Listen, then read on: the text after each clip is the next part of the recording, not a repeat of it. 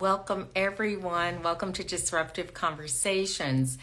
And in this conversation, we are talking about positive change, how to make positive change at any point in your life, and how to get into your 10.0 life. I see that Lucinda Halpern has joined, which is fantastic. And now I'm waiting for her to hit the request button. And she has put the request button. I'm pressing view request now and go live with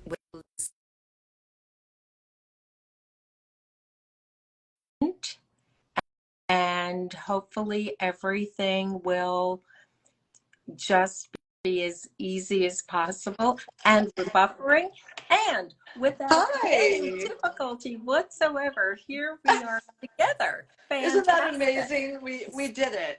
Yes, well, listen, this is in keeping with who we are. We've been together that we keep making it happen. Yes.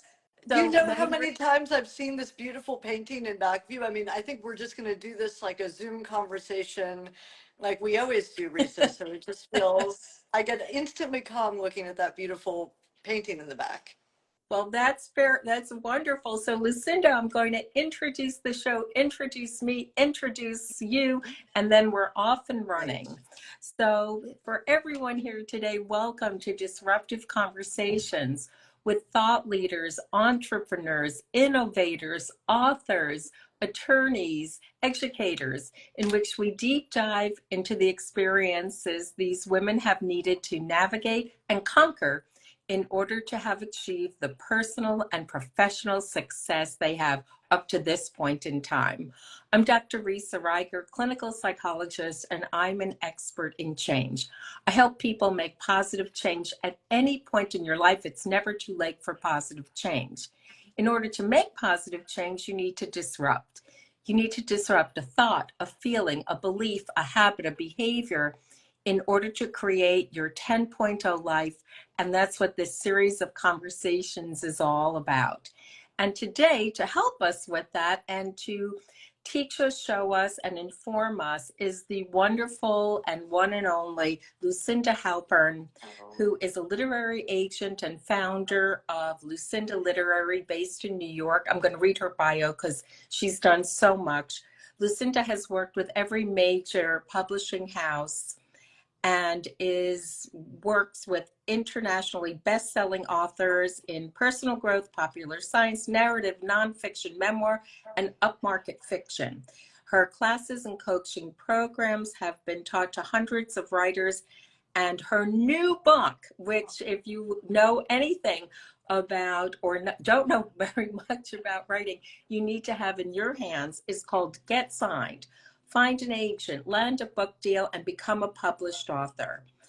In addition to that, and there it is. Thank you.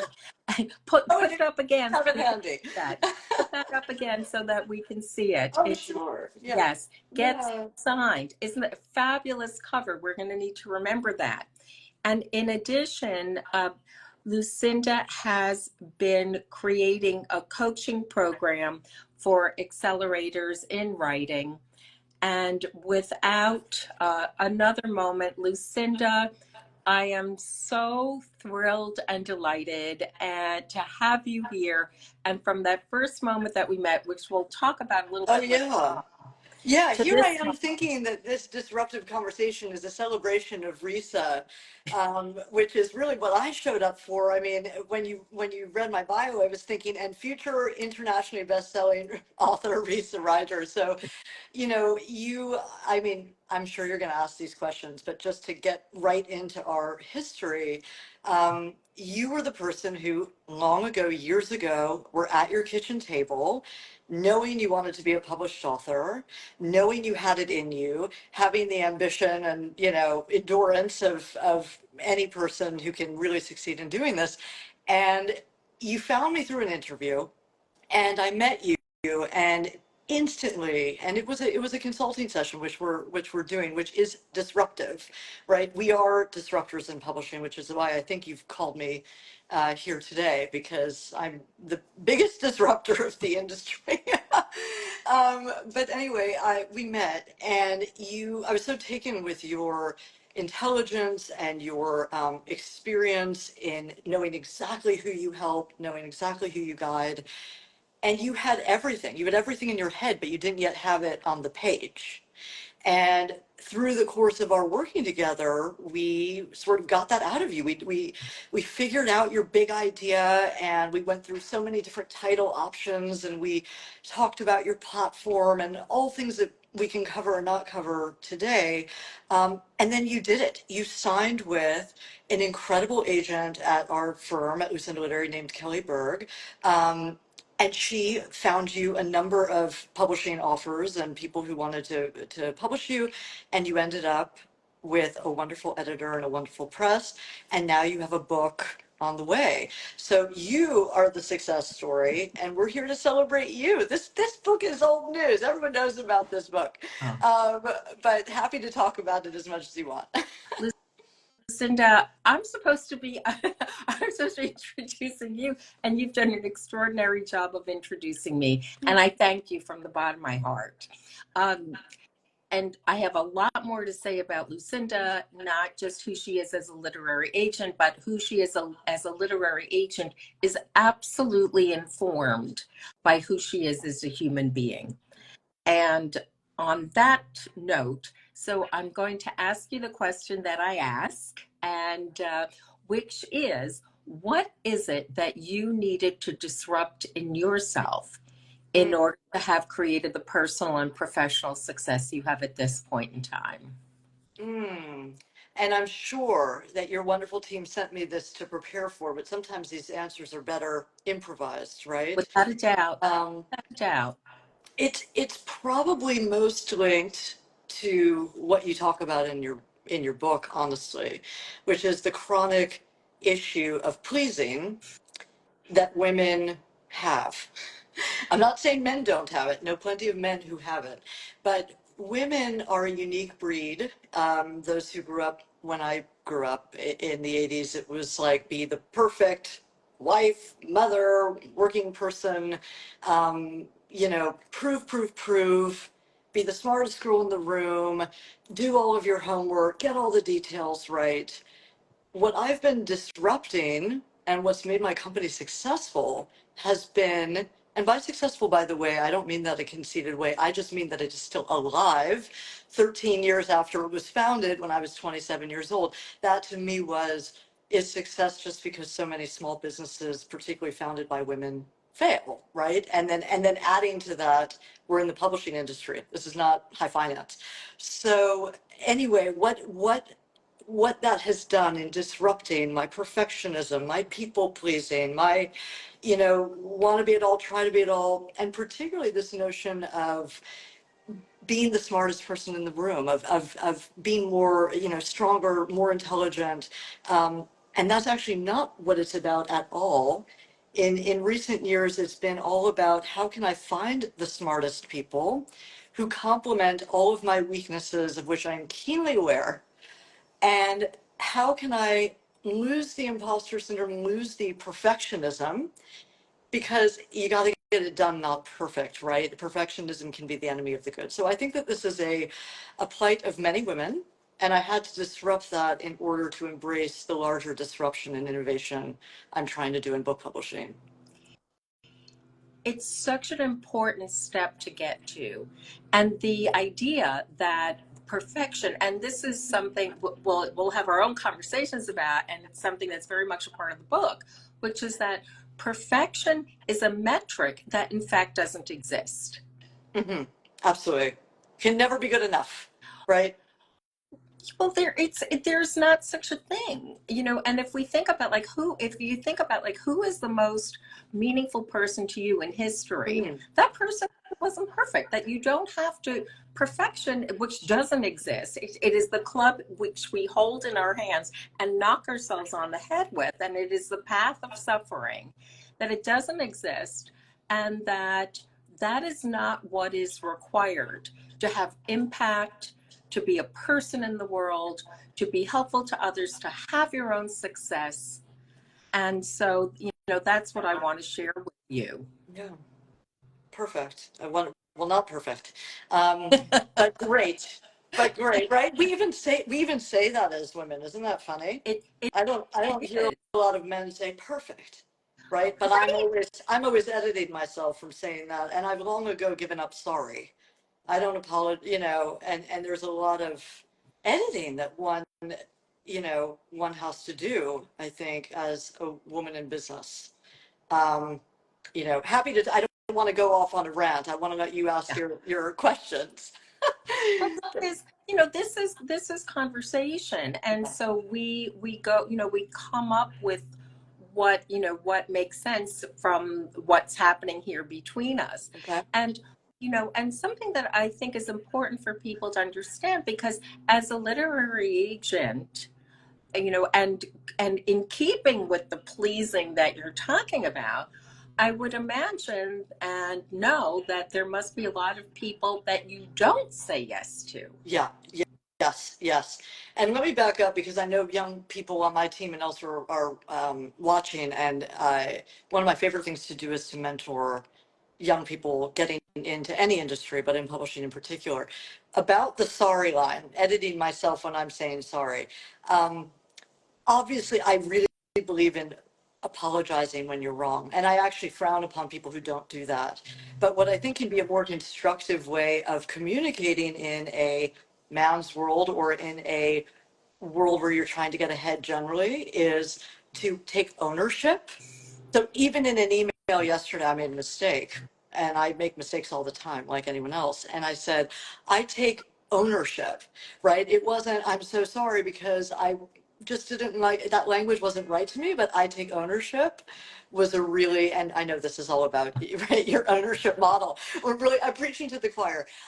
In terms of being an agent, so I did want to clarify that. In terms of being an agent and saying no all the time, yes, you're familiar as a psychologist with what I don't even know is a clinical term, but rejection sensitivity, and I have that deeply. Um, we won't get into past childhood stuff, but Mhm. in terms of being sensitive to the possible how other people might be receiving rejection, I'm deeply sensitive to. And writing any art, making it in Hollywood, making it in publishing is a business of rejection. And guess what? Agents get it all the time too. Like we are going out, beating the bushes, pitching your work, having, sharing your vision, working speculatively, not getting paid until we get that deal and getting no, no, no, no, no. And it just takes one yes, right? And it's not unlike dating, right? You hear a lot of no's from people you date, and then you find your partner, the person who said yes. Um, so for writers, my whole thing, Reese, as you know, is motivation, is optimism, is productivity. How can we take the feedback and move forward with it, not backward, not become our own worst enemies and get in our way? When you get a no as a writer, your follow-up question should be, tell me why. Very difficult for writers to do. They're feeling like they're, like the agent's on the pedestal or the publisher's on the pedestal, and they've now taken their one shot, and now they have to go like hide in their turtle shell. Um, that's not what I want writers to think about. I want writers to think, we're on your level, and if anything, you're higher because you're the talent that our livelihood depends upon. And agents actually work for you as authors, which means that you have the right to ask a question. You have the right to ask a follow up. And so that's really what I teach. I teach writers how to be crusaders for their projects. That's incredible. I've never heard that before. I'm going to highlight that. To be a crusader for your Oh, project. so in the book, four types of writers who get book deals. There's the ideator, there's the crusader, there's the everywhereist, and there's the data collector. And the crusader is, it's sort of like you need that element to succeed as an author. You've got it, right? Um, and so I meet a lot of crusaders. But yeah, people have to read this and take the quiz and figure out what's the type, because they always find those results pretty fun and enjoyable and helpful. Absolutely. And people should, if you're thinking about it, if it's been a passing idea, I actually, it wasn't until there was this possibility, there was a possibility that, and I thought, well, maybe I'll do this. And I thought, well, maybe there's a lot involved with it. I have no idea I really have no idea what I'm doing. I don't know what this planet is. And it's not until I spoke to my daughters Mm, and I said, you're not going to believe this, but it looks like this is a possibility. And I'm not, and I don't know. And they said to me, they looked at me and they went, Mom, you have to do this, Mom. ah, And so that was that was kind of a little bit more of the rocket fuel yeah. that, because it's a lot. It's a lot to do this. And I think that also that you are very in tune with how authors can feel vulnerable. Mm, And yeah. like you're putting something out there, and it's one thing if you're writing in your own journal and you're keeping it for you and it's like Right. all sound. But Risa, I have to say that for a decade of just acting as first I was in corporate publishing. I was at HarperCollins and I was at Scholastic, and then I was at a literary agency before I started my own. Um, for the first 10 years, that vulnerability piece of authors, that insecurity and anxiety was sort of a like, yeah, I guess I can get that conceptually. When I became an author 10 years into my career, really shifted the game for me, really shifted the way that I now do business with authors and serve them, because I know exactly, like on a very visceral level, what they're going through. You know, the fear, the rejection sensitivity, the publicity of putting yourself out there, the maybe I'm not good enough, right? Um, all of those things. So now the compassion has just like, it's a very different sort of understanding of authors. There's another component here, which is as the agent, and an agent and having agency, right?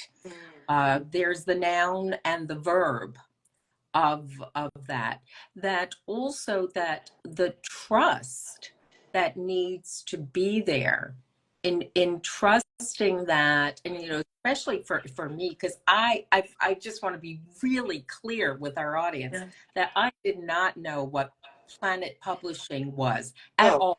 I was really I couldn't have been, maybe I could have been slightly more clueless, but not by much. Mm, And so there's this notion of tremendous trust and the trusted expert, yeah, experiencing you as a trusted expert. yeah. But you need to trust yourself fundamentally as an author. Your lived experience is your expertise, is the way I talk about it in Get Signed, right? You have it from two sides because you have the traditional credentials of being, very like pedigree sort of education and practice as a psychologist, but also you have the lived experience. I know from reading your book proposal that you went through the challenges that you then describe and help readers solve in your book. So, all of that to say that the authors I want to be in business with are visionaries. They're not afraid to challenge me and push back. They are going to publish their books hell and high water. It doesn't really matter what the market thinks.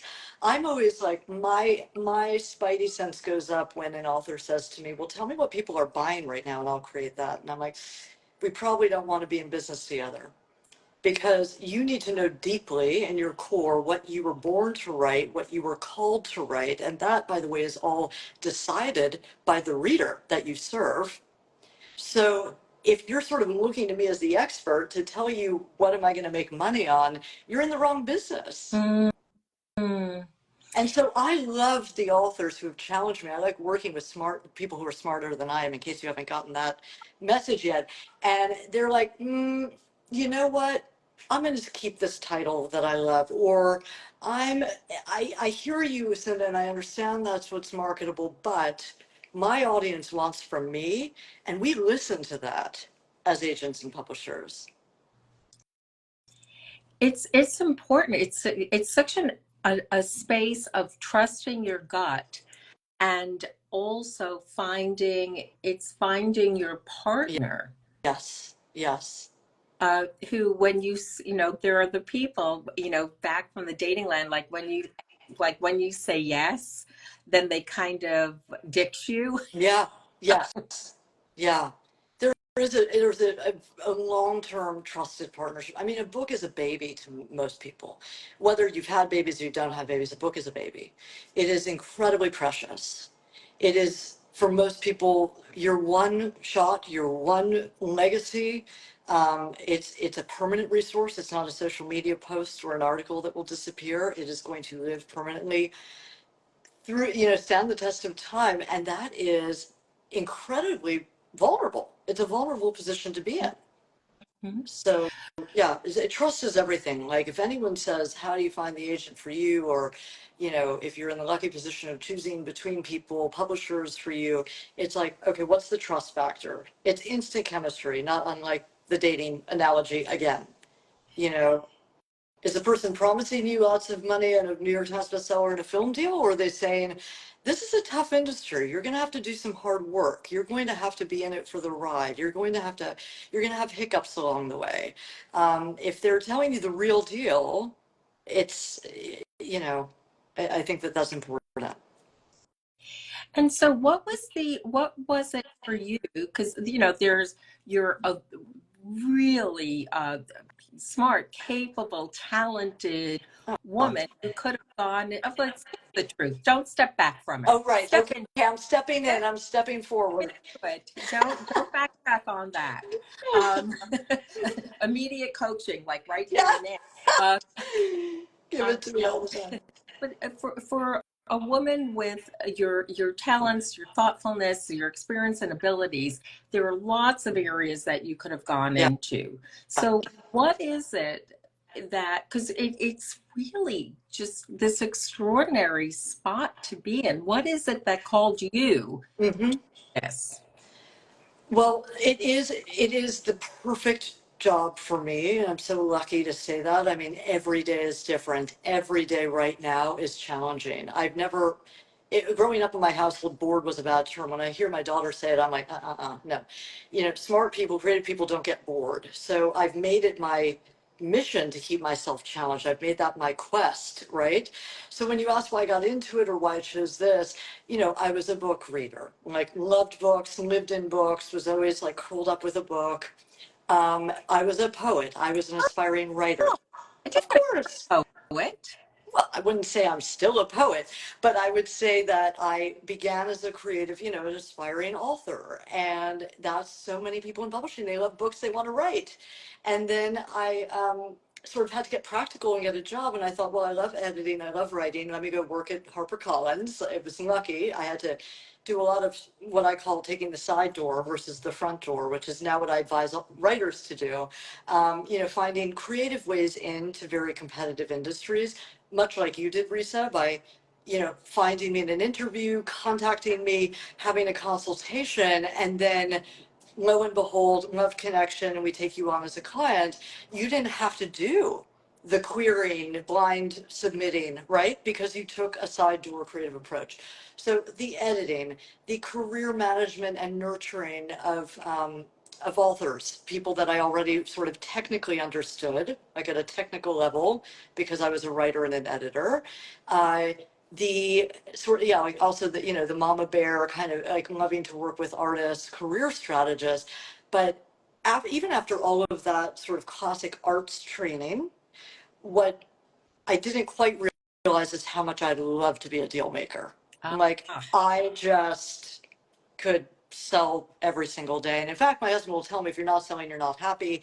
And he's absolutely right. Like that's what I was really totally born to do, even maybe more so than editing, even though I love editing.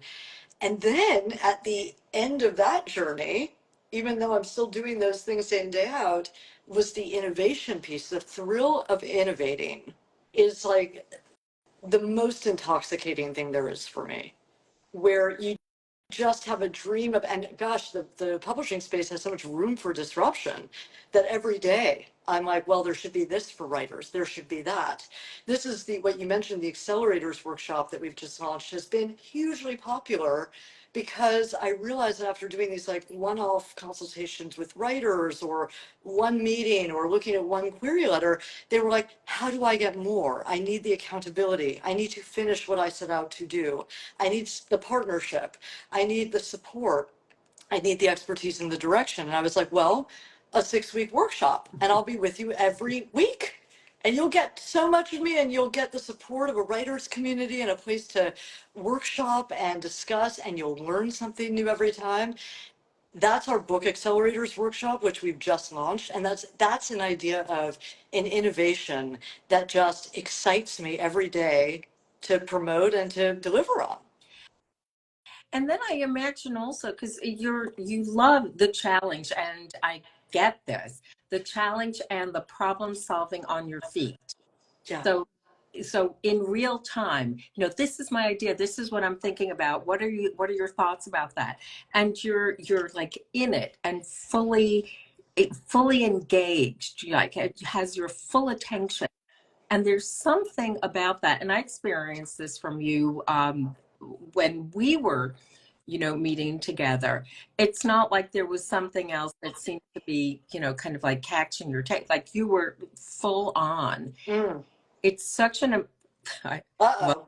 and, but there's something that's so important and so validating about having someone's full attention. Mm. Mm. That's it, because attention is like the greatest thing we can give people today, right? You're absolutely right. And more so for writers who are taking their life's work of their memoir or their novel or their self-help book, whatever it is, submitting it out into the world to a bunch of people in New York they don't know, waiting for response and not hearing back. Can you imagine how, I mean, I can imagine how crippling and demoralizing and, disheartening that is. So then we've tried to offer a platform where writers can get in the room with agents, and they get to do it on their schedule when they want. They get to ask what they want. It's like we're working for them, right? I mean, so that I think is such a game changer because I'm actually sharing right now in our accelerator workshop. It's like I'm in the process of selling a book right now, and I'm teaching what I'm hearing on the road. It's like I'm here in the trenches. Here's what an editor told me today. It relates to the book you're working on now. It's like what a gift that is to be able to take the market feedback trends in real time, take the experience of being an author, Yeah, right? Like, yeah. yeah, I know what you're going through. That sucks, right? And then channel all of this and provide a community of support for writers is just like the greatest thing for me. It's really extraordinary, and to find a community. And I just want to be really, really clear. You're talking about going in the side door. I had no idea it was a side door. I Isn't didn't even, that funny? yeah, I had Yeah. no idea. I just thought, Yeah. okay, let me try this. Let me Yes. listen to you. And I thought, oh, I like what she's saying. I like how she's saying it. And then there was the possibility of send me an email. And I thought, well, of course I'm going to do that. Mm. And so I didn't even know it was a side door. I didn't even know So it was a interesting. door. It Well, just, that's because of the nature of your business. So, psychologists and business leaders and lawyers and coaches, they're very used to paying for someone's time in order to get consultation from an expert, in order to get help. Agents have never made themselves publicly available on videos or interviews, right? It's almost counterintuitive. They want to make themselves less available to writers who are slushing them with unsolicited work. That was never my mission. I wanted to touch and educate as many writers as possible. And at the same time, I couldn't give myself free conversation about reading and reading and reading to, if you're not actually going to have that talent that I can seize onto and develop. So it's really customary for people in your trade, which is why you didn't know that that was like an interesting, different thing to do to book a consultation with an agent. But the people who are thinking about it conventionally, like, well, I'm just going to keep querying and sending out emails from an agent's name that I find on Query Tracker, and I have no relationship with that person, you know, may really be losing out and shooting in the dark because they're trying to get through the front door and the front door is locked. Fascinating. Lucinda, I mean, I'm going to have to re-listen to our conversation Well, to you've let lived it. this come. You've got inside. You did the thing. You like you used the model, wrote the great pitch, developed the big idea. You're building your platform brick by brick. It's not easy work. My hat's off to you. It is amazing what you're building and the community and the people you're serving. Like it's just you are the role model for what I want to be teaching in this book. Well, for me to be the role model, I couldn't be the role model without you helping me have a role and supporting me and seeing and knowing what I didn't and couldn't. And so I really want to thank you for that. And also, and I knew this would happen, that here we are. This is my last question to Yeah, you because our time is a blink. Be I know. continued, but what's your next disruption, Lucinda? What is my Your disruption? next Oh, my disruption. next disruption. Ooh. Disruption. Wow. I haven't actually publicly announced it. Never mind baked the idea, but I am going to experiment. I'm going to look into an AI tool that would be part of our product suite that would be based on the Get Signed methodology because I see how it is game changing and strengthening the queries of the writers we receive. Like I can instantly recognize a pitch by someone who's read this book and I can write. So what I'd like to be able to do to facilitate that more is to build in an AI generated tool that allows people to use it and deliver what an agent needs to see, right? Because otherwise there's this chasm and this misunderstanding of I've got a great book, why won't someone see it? Because they are not presenting it the right way. And by right, I mean in the way that an industry person needs to be receiving it. And I want to develop more and more products like that is probably my next innovation. But God, so many things. There's so many things I want to do. So don't quote me on it. Okay, I won't quote you, but I will remember. And And hold me accountable I to it. That's another great thing. told you, oh, I love holding accountability. That is one of Yes. my favorite things. And I've got you. I've Good, got good. you. Keep And I want to thank you so I from the bottom of my thanks, heart, Lisa. because without you, I wouldn't be talking about a book. I mean, it was Oh, just that moment in time. So it works all the way. We go full circle together, my friend. And so not only my agent, and my friend. So thank you it's for supporting me as I will support you. And, here's to future here. disruptors because, Cheers on that. yes, On yes. that. Thanks, Lisa. So Thank now you. we're going to have our take a moment for our cover shot. Okay, are you ready, hair fluff? For our what? What are we doing? We're doing our cover shot. Oh, okay. Sure, So sure. I Oh, can do that right on the sure. table. And if anyone's okay, so let's take our cover shot. One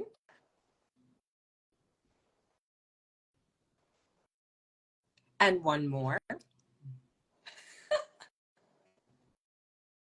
Okay, and so for everyone who's tuning in today, if you didn't get a chance to hear all of this, don't worry, you can find it on my Instagram, you'll find it on Lucinda's Instagram. People you know, anyone interested in reading a book, anyone who wants to write a book, anyone who's interested in how you move forward in any type of profession, don't miss this. I'll see you next week. And remember, I've saved a seat for you, and positive change can happen at any point in time. You're never too late. Till next time. Bye. Take care.